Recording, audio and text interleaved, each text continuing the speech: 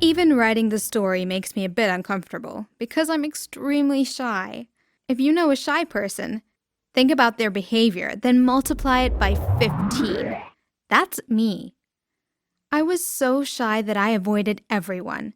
If guests came to my house, I'd run to my room and lock myself in there until they left. My parents never bothered trying to change me, though. They just accepted me for who I was, and I was thankful for that. I wished I could become more confident and outspoken because I had no friends at school. I was too scared to talk to anyone. My best friend was my older brother, Tim. He was 2 years older than me and my complete opposite. He had hundreds of friends and was always getting invited to parties and stuff. Before I continue, please subscribe to this channel and like the video. It will make you more confident, I swear. One afternoon, I was watching Willy Wonka and the Chocolate Factory again. It was my absolute favorite movie. I was so caught up daydreaming about swimming in chocolate rivers that I didn't even hear my brother get home. I suddenly looked up and saw 5 other faces looking back at me. It was too late to run. "Hey Chanel, these are some of my friends from skateboarding club," said Tim. I wanted to slap him. Why didn't he warn me that he was bringing people over? I was frozen and wondering what I should do next. I got a glimpse of the most handsome guy I had ever seen in my life. He was smiling at me. "Chanel, are you okay? You're smiling like an idiot," Tim said. "I'm fine," I replied and caught myself. Luckily, I was wearing one of my favorite outfits. "Hey, Willy Wonka and the Chocolate Factory. I love that movie," said the gorgeous guy. They all sat around me on the couch. I was terrified and flattered at the same time. "Do you all want some snacks?" I asked while getting up to go to the kitchen. I microwaved some popcorn and signaled to Tim so he'd leave the group for a while and come talk to me. "Who is that guy?" I said while pointing to the man of my dreams. "Him? Oh, that's Tony," he replied. I went back to sit next to them, making sure I was right next to Tony, and Tim looked at me like I was crazy. He knew it was totally out of character for me, but I didn't care. "Want some popcorn?" I said to Tony while pretending that the other guys didn't exist. "Sure, I love popcorn," he said. After the movie, I tried to make small talk. "What do you like to do for fun?" I asked.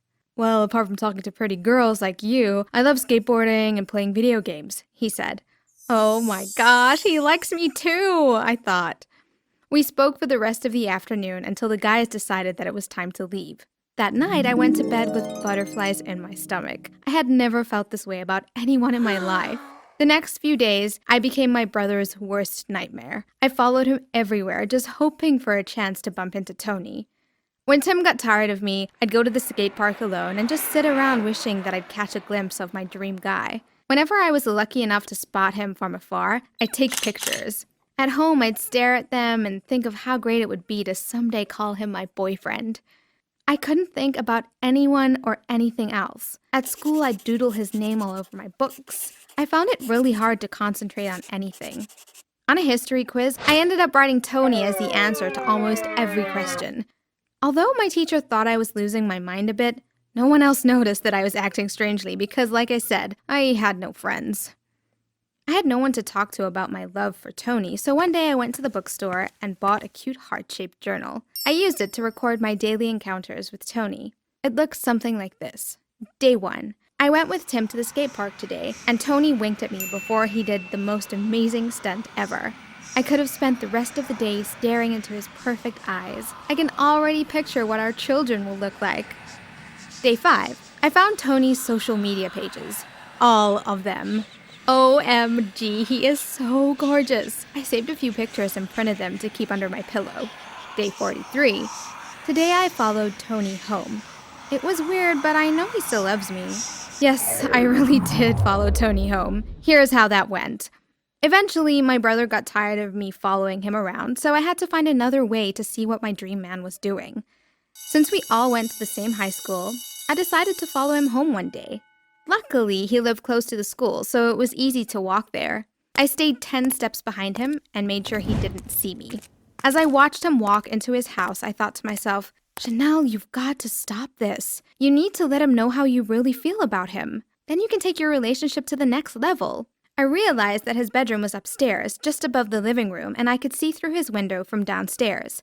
I found a way to sneak into the house and into his room. He had gone to the bathroom for a while, so he didn't see me.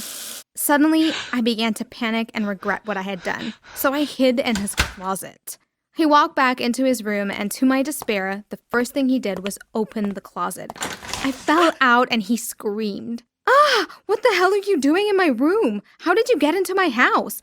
"Oh, listen, please don't freak out. I'm in love with you, and I just came here to reveal my true feelings to you," I pleaded. "What? You need to leave," he said.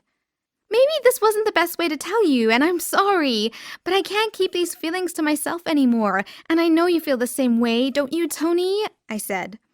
"Get out of here now, or I'm calling the police," he screamed. I was heartbroken. "Okay, sorry, maybe I shouldn't have shouted. I do think you're cute and all, but I don't have the same feelings for you. You're too young for me. I think you've just been interpreting politeness for love. Please leave, and I won't tell anyone about this," he continued calmly. I sighed and quietly walked out of his house.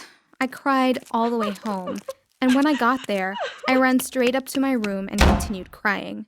After a while, I dried my tears and started thinking that maybe he just wasn't being honest with his thoughts. I decided that I'd allow him to think about it that night, and I'd go back to his house tomorrow.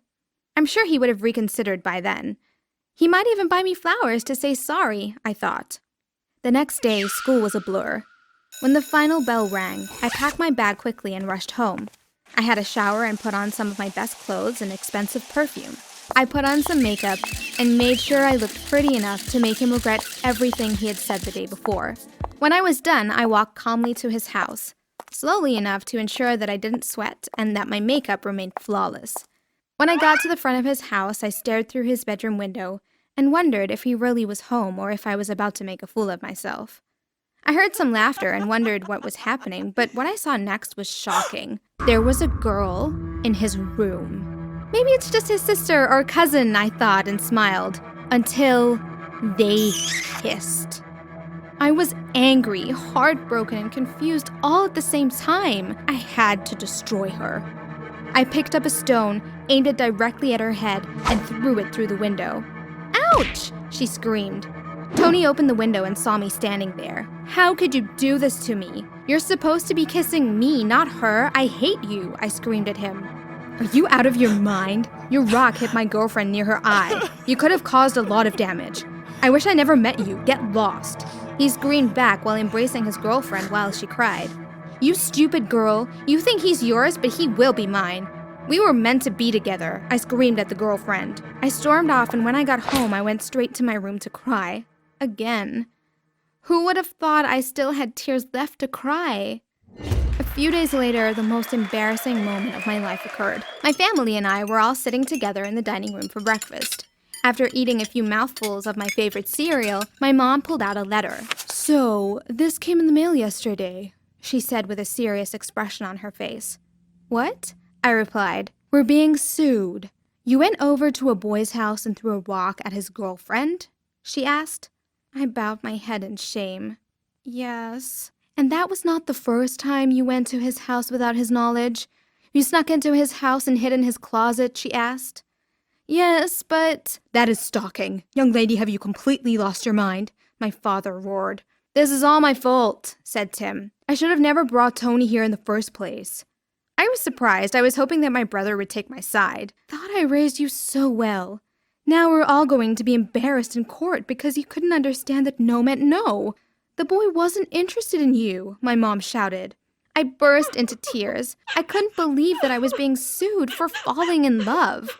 Tony, his parents, his girlfriend, and his girlfriend's parents were all going to be the plaintiffs.